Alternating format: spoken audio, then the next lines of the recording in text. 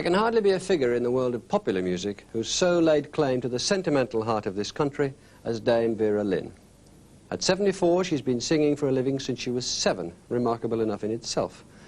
But in that lifetime of music, she and the songs she's made her own have come to stand for the spirit of British resilience, what we now sometimes call the Dunkirk spirit. She symbolises this and, in a way, recreates the fortitude with which we survived the Blitz. That association is well understood by the generations who went through World War II, but remarkably, it's also appreciated by those too young to remember it personally. Tonight's film about Vera Lynn, which we've rather irreverently called Dame Britain, looks at her life and also reminds us of the years she's been part of our lives as the singing voice of our great national moments. You know, it wasn't because we were ourselves. It was just because we were the voices of everyone's wives and mothers and daughters here at home. And there was one voice which summed that all up more than any other, and one tune above all. It was the one called Yours.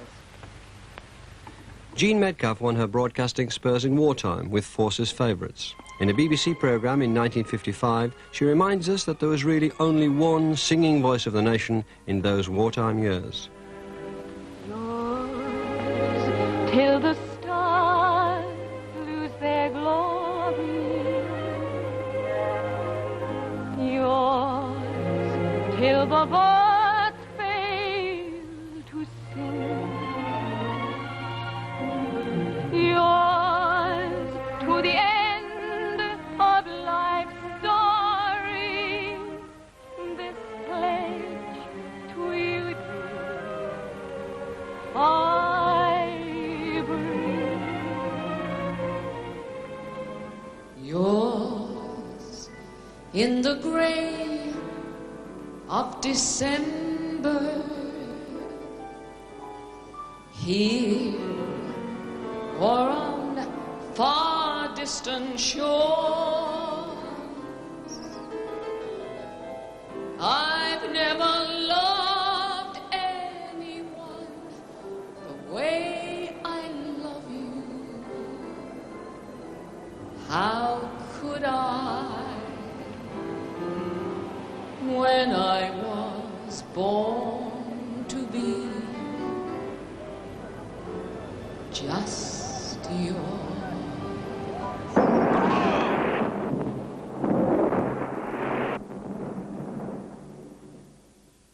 She was born Vera Welsh 74 years ago in the East End of London. Her mother was a dressmaker, her father a plumber's mate. He was also MC for the East Ham Working Men's Club. He recognised the talent in his daughter and put her on to sing when she was 7. People said I could sing, so I sang. And we went to the clubs and everyone, yes, said, yes, come back and do another show at some other time. And it was just a matter of routine, really. You didn't go into depth and think about things and analyse things. I think I've been a bit like that all my life. You know, people talk about things, you know, going so deep and I want to find myself. I don't know what they're talking about.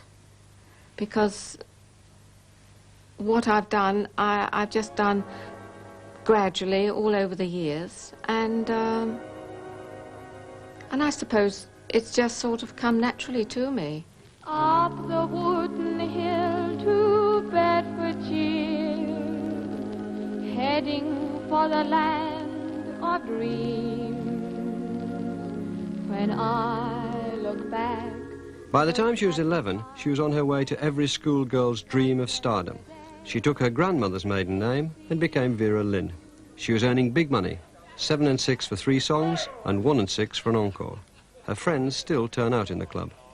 We had some great times. My dad used to play the piano, and he was the very first one to teach Vera a little song.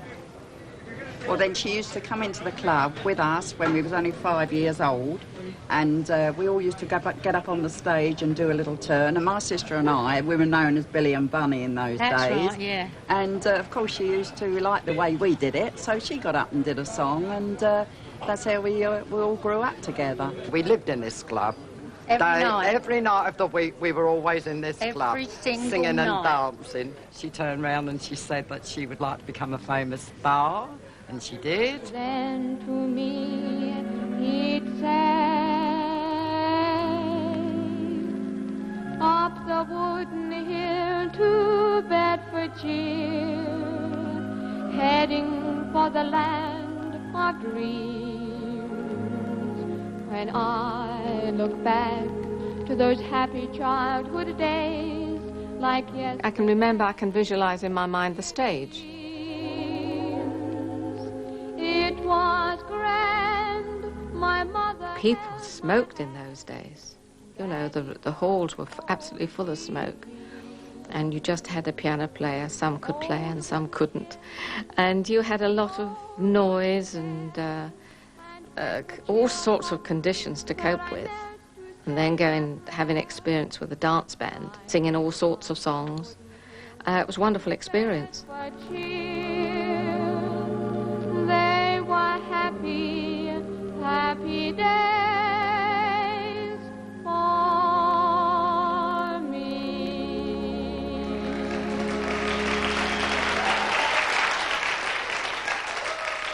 She left school at 14, lasted one day sewing buttons in a clothing factory, and reminded her parents that she could earn more from one concert than sewing could bring home in a month.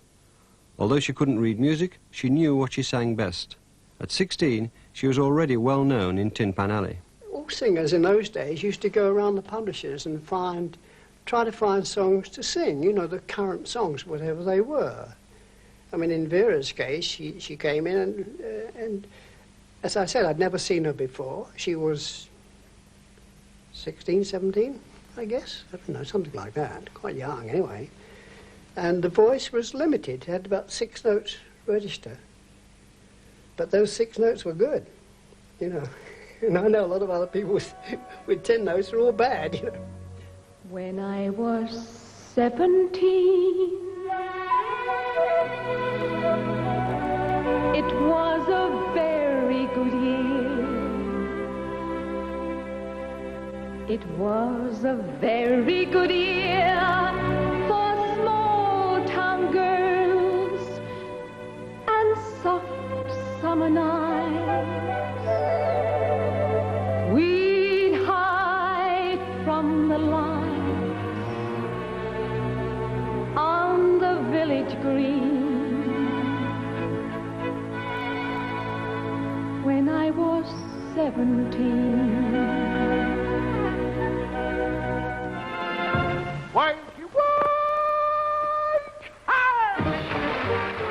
She'd already sung with a number of London bands when Billy Cotton auditioned and hired her. This was to be her first experience of life on the variety circuit, so she took her mother with her. And welcome to the show. My longest touring spot was a week and a half with Billy Cotton. And he sent me home after the second week. He used to announce me as a young amateur singer that he'd heard singing somewhere. And what used to annoy him was that I used to walk on the stage full of bounce, you see, very professional, because by this time I'd had 10 years of working. And I wasn't sort of, I was too professional looking, I think, for what he wanted at that time. But I don't know, he tried to change my dress style, as everybody's always tried to do, and try and change everything. But I think basically it was really because he didn't want to travel around with a young girl singer on her own. I think he recognized in her immediately that she had the sort of voice the British public would like, because judging that, he was very good.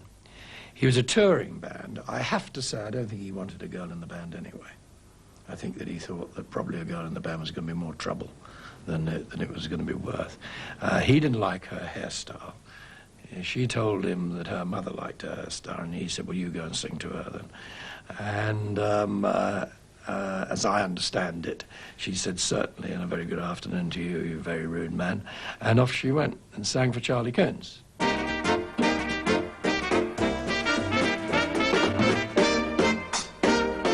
I suppose it was glamorous to me when I started broadcasting from the West End theatres and the restaurants, the nightclubs and things. And Charlie Coons onwards, he was in the Kasani Club in Regent Street. And that was very big time, you know. All these posh ladies and gentlemen sitting around in full evening dress. In those days you weren't allowed anywhere in unless you were properly dressed. And doing the broadcasts from there.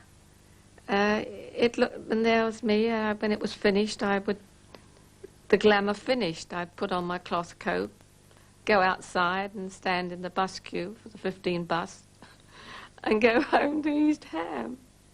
I don't think at that time I had any great visions of a career. Just later on, when I started singing with dance bands, I thought, well, yes, I'm going to be one of the best dance band singers there is.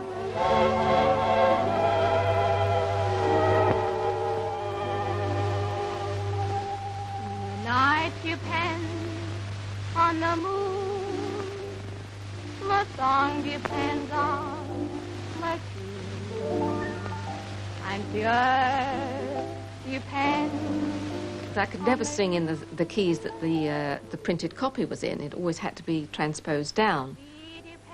My voice has always sounded higher than it actually is. I can follow the music in as much as when the notes go up, I go up, and when they go down, I go down.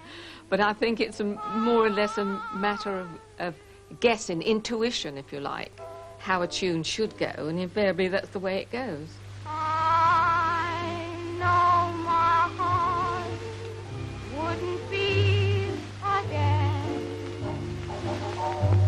if you should say we won't meet again.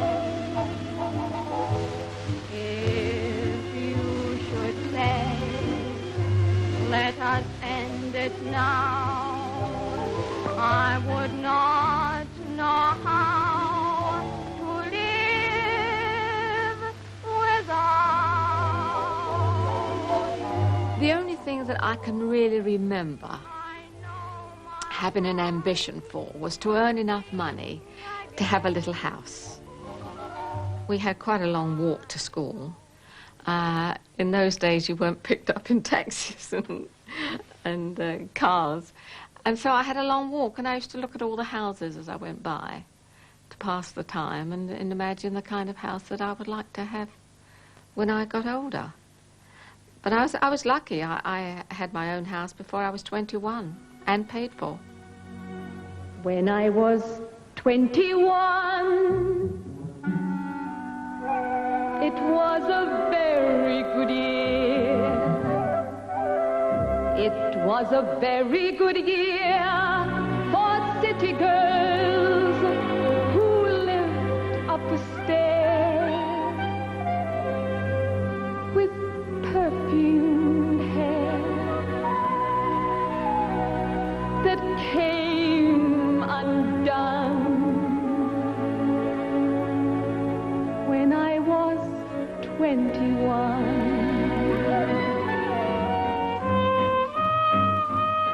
As Chamberlain promised peace and Hitler prepared for war, Vera had become what she'd always wanted to be, one of the best band singers. By 1939, she was singing with the Ambrose Orchestra. When war broke out, her audiences went to France, dressed in khaki.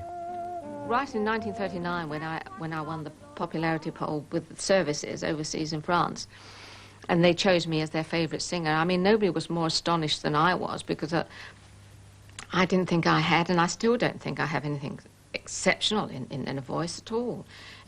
To me, it's just a voice, and but people obviously found something within it, whether it was the way I delivered the song or that began to mean so much to them. I don't know, but as a vocal singer, I mean, there's nothing special as far as I was concerned. Not when I think of all the wonderful singers there are in the world and these opera voices.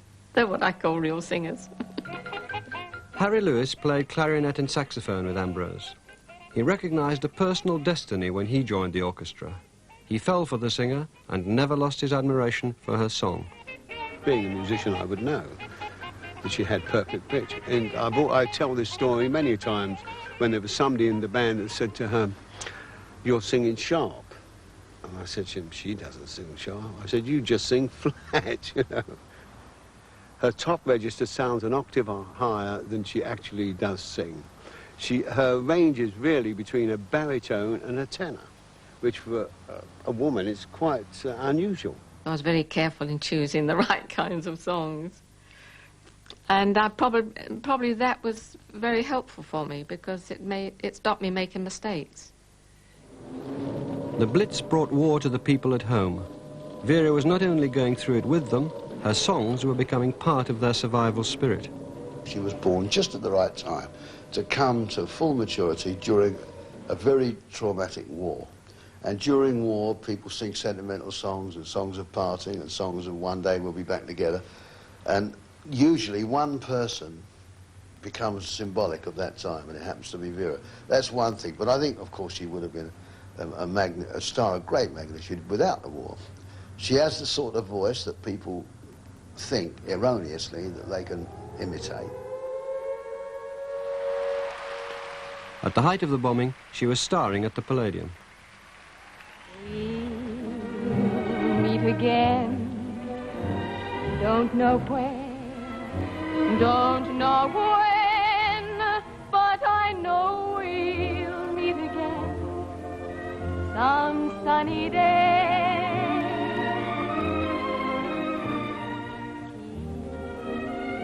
Smiling through, just like you always do, till the blue skies drive the dark clouds far away. And will you please say hello to the folks that I know? Tell them I won't be long. They'll be happy to know that as you saw me go, I was singing this song. Meet again, don't know where, don't know when, but I know we'll meet again some sunny day. I'd drive up to London, and the raids would come, and I'd stay in the theatre all night, and the bombs would be falling, and when it was all clear, I would drive home. The BBC brought Vera her biggest audiences, millions of servicemen all over the world, listening to her new programme, Sincerely Yours. To our men in uniform from the girls at home. A personal letter in words and music, and the signature is Sincerely Yours, Vera Lynn. I'd get thousands of letters, yes, every week. And they would be answered, and little parcels go off, you know, cigarettes, and visit hospitals to see newborn babies and talk about them and say what's going on in London. But apparently this programme was going all over the continent, which I didn't know about. And they were listening to it in haystacks and cellars secretly.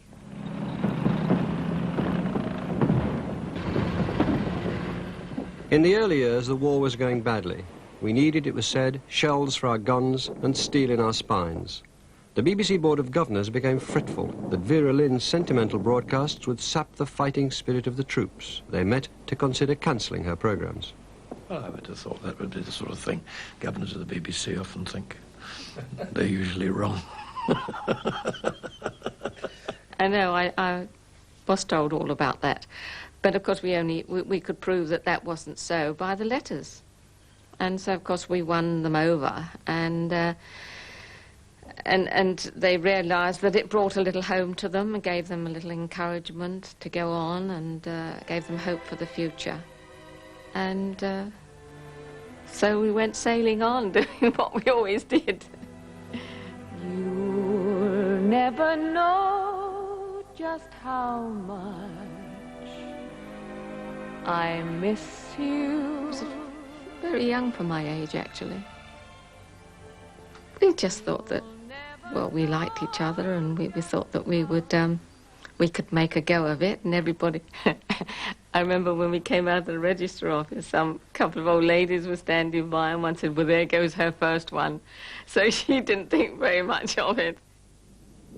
She joined ENSA and volunteered to entertain troops in the Far East. When I went to Burma and visited the boys out there and saw the conditions that they were fighting in, and the hospitals and the suffering that they were having, that is when it strikes home to you. Yours till the stars lose their glory, yours till the birds fail to sing, yours to the end of life's story, this pledge to you, dear, I bring. Even while she was in Burma, her music was still reaching the soldiers, sailors and airmen back home. Apparently, at some camp they had a record of yours, and some chap got so fed up with hearing this, yours all the time, that he thought, I'm going to get rid of this. So he took it out, flew out with it, and whilst throwing it out over the fields, he noticed the Bismarck. So the story goes, and this is how they said they found that the Bismarck hiding in the fields. But the thing was that when he got back, they were still playing it because they had another record. This is London. The Prime Minister, the Right Honourable Winston Churchill. Hostilities will end officially at 1 minute after midnight tonight, Tuesday, the 8th of May. The German war is therefore at an end. My parents went out on the balcony in response to the huge crowds outside. I think we went on the balcony nearly every hour, 6 times. And then when the excitement of the floodlights being switched on got through to us, my sister and I realized we couldn't see what the crowds were enjoying. My mother had put her tiara on for the occasion, so we asked my parents if we could go out and see for ourselves. I remember we were terrified of being recognized. I remember lines of unknown people linking arms and walking down Whitehall, all of us just swept along on a tide of happiness and relief.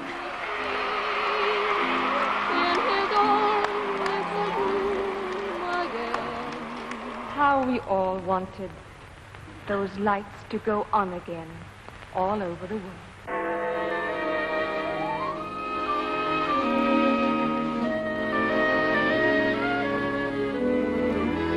When the lights go on again all over the world, and the boys are home again all over the world, and rain or snow is all that may fall from the skies above. A kiss won't mean goodbye, but hello to love.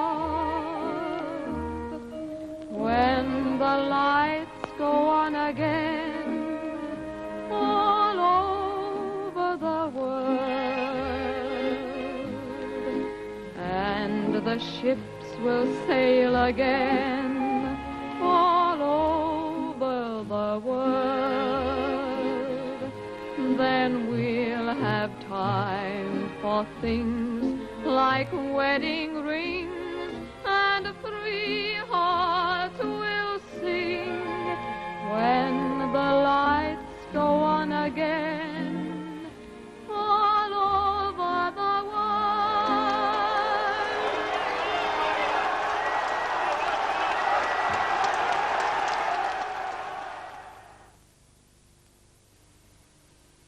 Come on. The war over, leading aircraftsman Harry Lewis had to look at a civvy future with his wife. I went round to 2 or 3 theatres with her, and we said, well, now what are we going to do? Are you going to stay with your career, or am I going to stay with my career? And she says, well, who earns the most money? I said, well, you earn the most money. She says, well, I'll do the work and you can do the managing. And I've done that ever since. So it's worked out a very good team over the years. It proved to be a profitable and harmonious partnership. She toured and broadcast on the radio and made records. They had a 22-room house in the Sussex countryside, a lifestyle suited to a top star, and then a child, Virginia. She used to be their only child. I gave up the business, actually, when Virginia was born. I thought, well, I'm not going to do any more. And I didn't for about 18 months, 2 years, I suppose. But then my recording company came down on me and said, you do still have a contract with us. So I thought, well, I'll do a few records, you see. And then the Variety Theatre asked me would I do a few stage shows. So after a while, I had started back again in Variety. But I took Virginia with me until she started school. I first met Vera when we did a summer show at the Opera House in Blackpool. And of course I'd known her and listened to her in the army and respected her as all of us did, all the servicemen. They all loved Vera. And I wasn't sure what I was going to meet.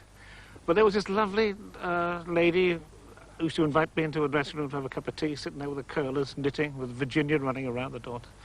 A lovely, lovely lady. They all celebrated, but I only waited to hold you again in the homecoming waltz.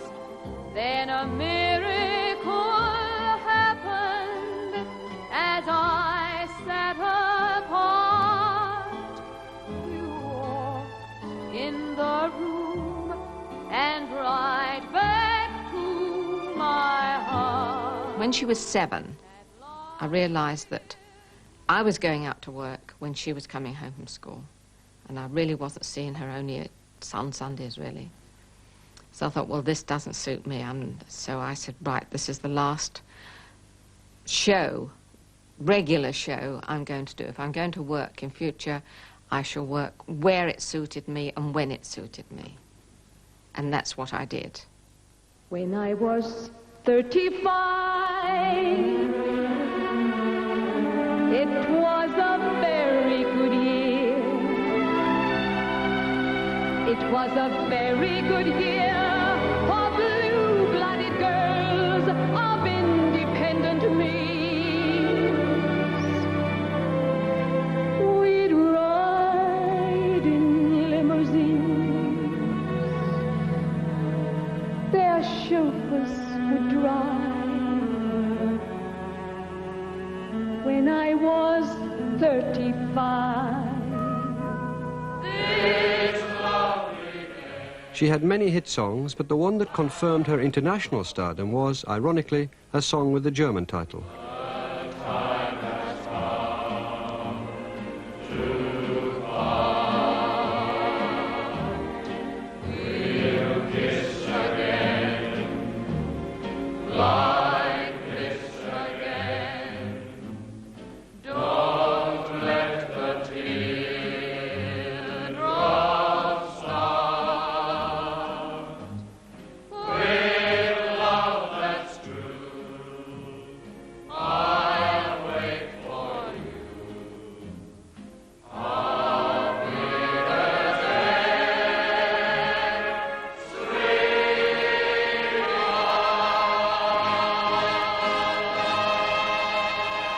Did this song as what I thought was going to be a hit, and it was, and the record company decided to release it in the States, and it just took off, and it was #1 for 12 weeks.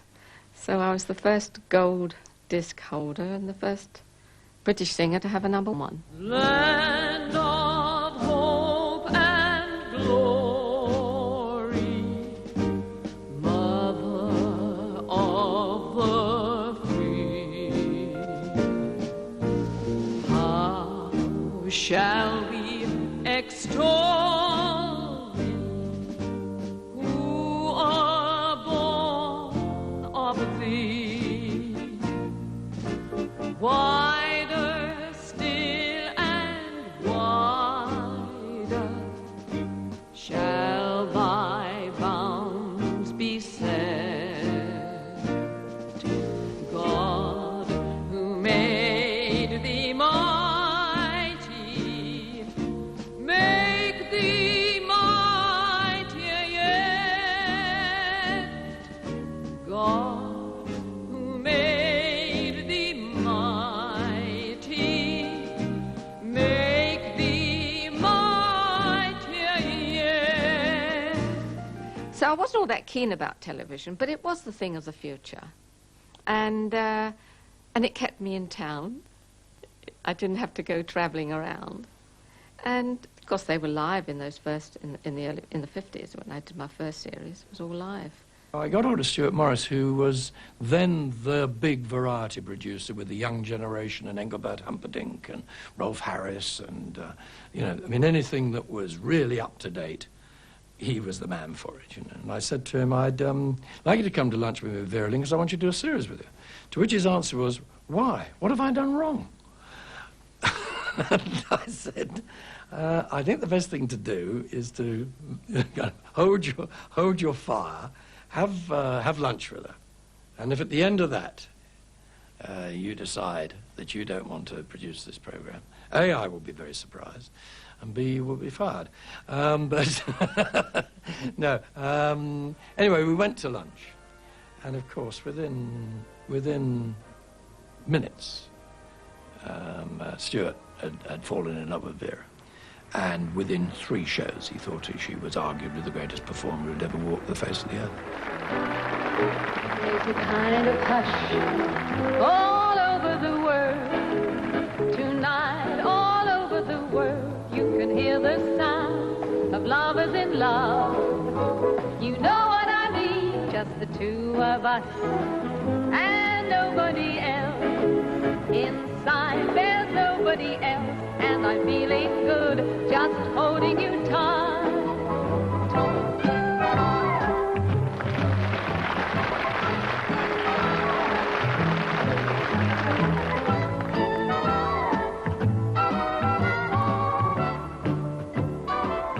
Came those lovely scarlet ribbons, scarlet ribbons.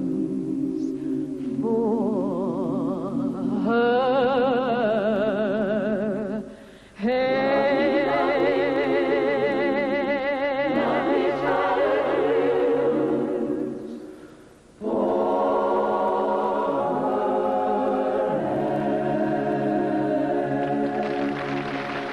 It's us who should thank you on behalf of all the lads who served in the 8th Army.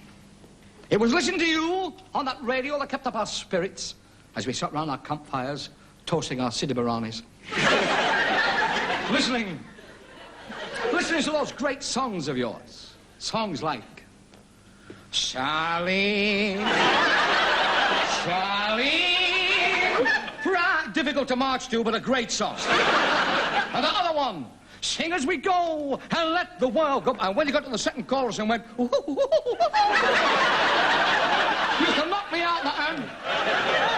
You used to film me here. I know. Ernie. Yes. No, I'm Ernie. It's a confused show tonight. Yes. I didn't sing those songs. They were made famous by Gracie Fields. But you had to be very careful with Vera because she's rather special, so you had to be careful with the jokes. And then we did a musical number with her where she came on and sang a Peggy Lee number, and we came on as 2 soldiers. I tell the whole darn world, if you don't happen to like it, deal me out. Thank you kindly, pass me by. Pass me by, pass me by. If you don't happen to like it, pass me by. I've got to take my toes to make the lots of idle fingers snap to my command. A lovely pair of the kicks to beat the band. Contemplating nature can be fascinating as you feel. And above a young have I to tell the whole darn world, if you don't like it, feel me out. Thank you kindly.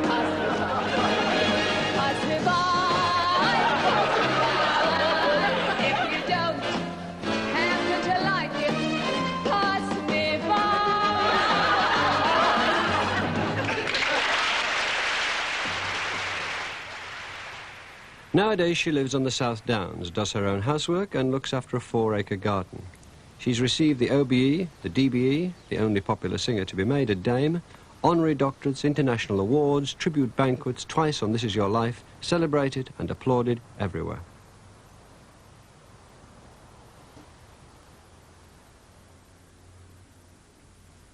She still sings regularly and travels the world, earning millions for charities, particularly the Spastic Society. She won't, but she could if she wished, enjoy a comfortable and well-deserved retirement, spending more time on her hobbies, sewing and painting.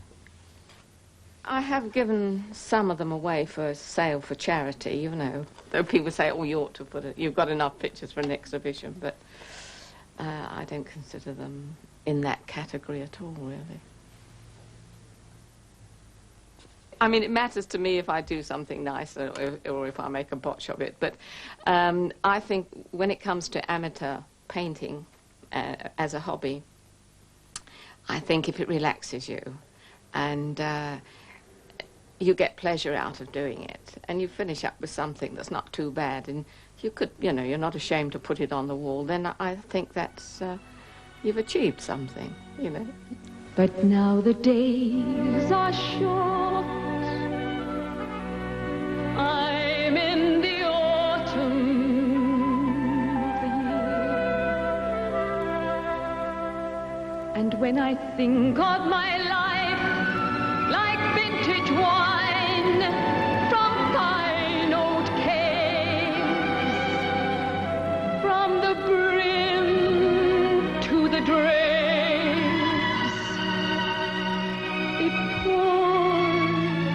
sweet and clear. It was a very good year.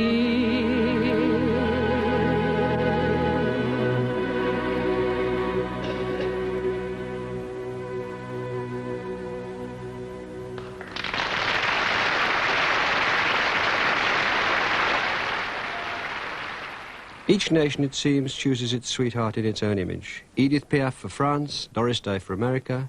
Vera Lynn hits the nerve of British sentimentality, endorsing a view of ourselves which will seem trite to some as a decent, nice, fluent, easygoing island. We like to think that's how we are. There'll always be an England while there's a country lane. Wherever there's a cottage small beside a field of grain. She loves theatre life because she's a great pro herself. She can teach so many people how to enter a room or to walk on a stage. She's never in a hurry. She always takes her time. She understands, I think. She has a feel for artists. Red, white and blue. She loves all the songs. She knows them all too. You know, any excuse that found on the programme. And not only that, but she gets everybody else to sing too. She sits up. Come on, you know. And she makes sure that everybody else sings along.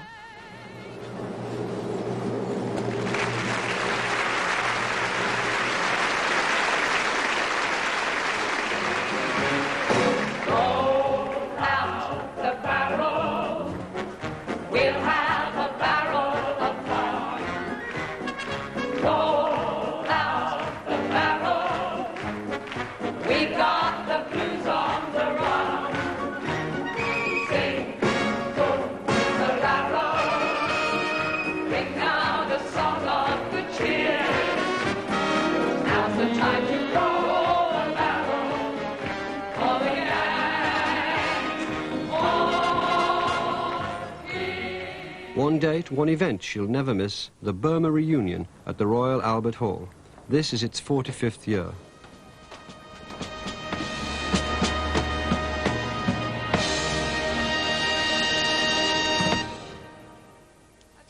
Should we go from the top again? If you want. Go from the top, and then we're absolutely firm. Okay? Once more? From the top, then. We're on a wing and a prayer You've only got to say, oh, Dame Vera Lynn, but then they say, oh, I'm coming up there, of course. So she's done that. So it is a tremendous picture within a frame that holds the face of Vera Lynn. And holding on to the frame is that charming man who looks about 20, but he's older than she is, and that's her husband, Harry Lewis. And it's a marvellous team, because you'll never hear anybody say that Vera Lynn has got a bad word to say about anybody. That's because Harry does it for her. I have to protect her from having something going on around her that doesn't suit her. I have to see that the musicians who work with her are the top rank and file musicians. I have to see that the microphone system is the best microphone system that you can acquire. I see that the stage lighting is exactly the way we need it for her to project herself. And those are the things I look for. And it's very important. Honey? You have to have a routine. I like to time things myself. I like to know exactly where my rehearsal is and when I'm going to have lunch and when I'm going to have a little sit down and when I start makeup and when I put my dress on. And after that, once you go on, well, things can be different, you know. It depends on where I am and what kind of a program, whether it's a short program or a long one. Songs, there are so many songs from that era, so I'm very lucky.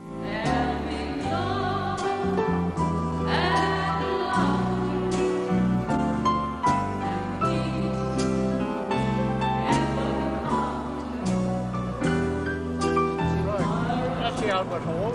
They go in there. All being well. The veterans, diminishing in number, but loyal to the last, arrived by Charabanc, their campaign medals clinking, their memories as clear as yesterday. Some of the men hadn't been home for even longer than the war because they were on the northwest frontier or somewhere before that. And she's very loved, and this show wouldn't be possible, really, without her. She brought home to the blokes out in the jungle who were miles from home, the forgotten army, terrible conditions, and all of a sudden there was this gem of glamour in the middle of the jungle. Now, it wasn't just a performance, it was a piece of home, and they've never forgotten it. She's a symbol of, for millions of people, of a time which they thought was a better time, and for them a happier time. And all the artifacts are gone. The cinemas are gone, the telephone numbers are different, the currency's changed, the streets have been knocked, everything's changed. And then you hear Vera singing, and you think, ah, it's a relic from 1939, and they have this deep affection for it.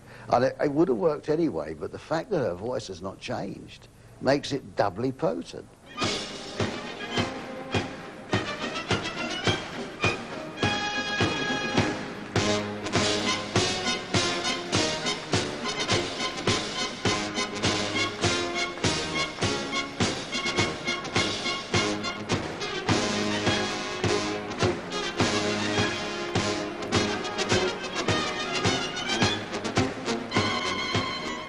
Always gets apprehensive, you know, the microphone, is it going to be all right? Is your voice going to be all right? Are you tired, or do you look all right? That's one of the things you've got to try and keep up, an appearance for the boys, you know, they like you to look nice all the time. People listen to We'll Meet Again, or The White Cliffs of Dover, or whatever, and they hear it in this state of perfect preservation. No wonder they stand up and cheer. They are being vouchsafed this very unique experience. They're going back in time. It's a time warp. Thank you very much, everyone. Good evening to you all. How we sing as we glide through the air. Look below, there's our field over there, with a full crew aboard and our trust in the Lord. We're coming in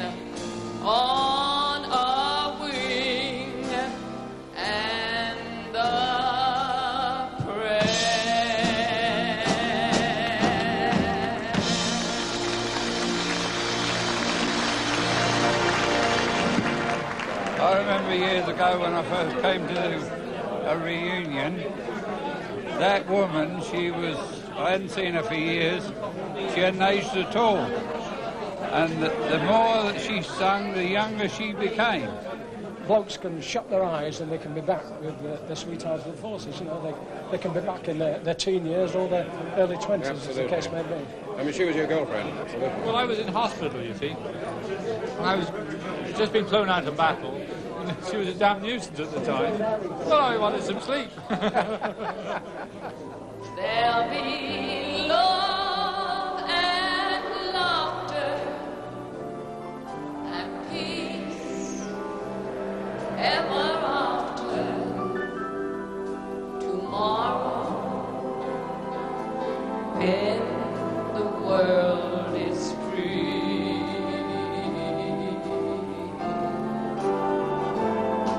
The shepherd will tend his sheep. The valley will bloom again.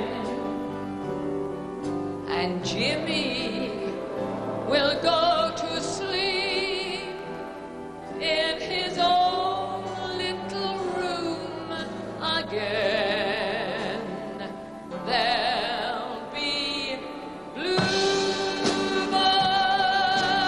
over white cliffs of Dover tomorrow. Just you wait and see.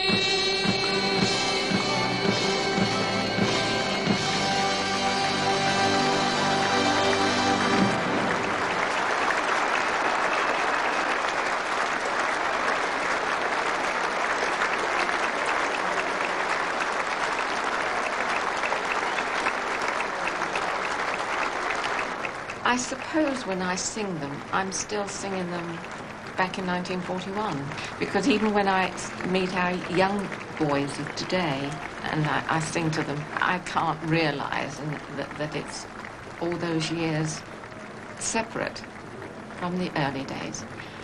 It's an uncanny sort of feeling, really, and they carry memories for me too, you know, when I first sang them and why I sang them. Let's say goodbye with a smile, dear. Just for a while, dear. We must part. Don't let this parting upset you. I'll not forget you, sweetheart.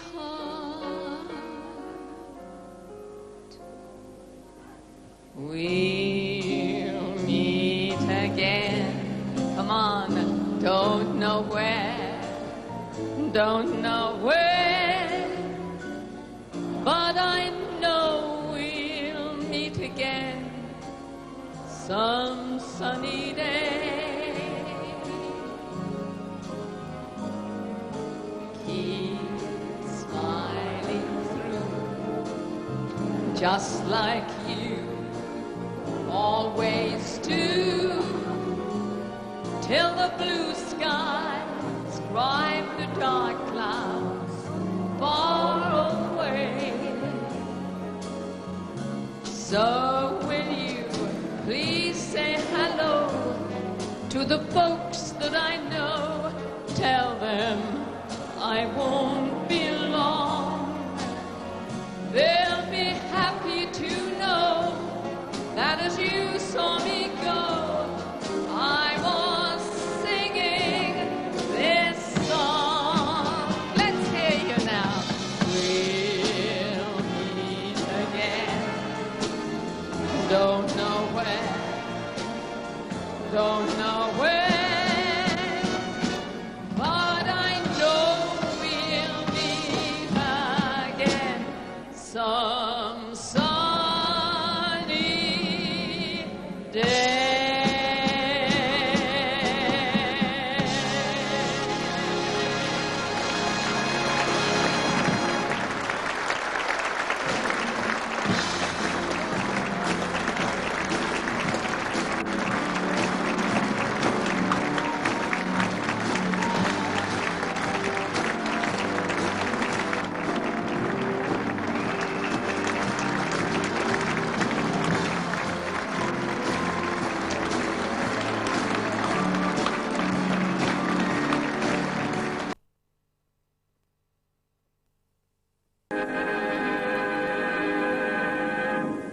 There's a superhero in town when Spider-Man swings into action in a brand new series. Just trying to remember how.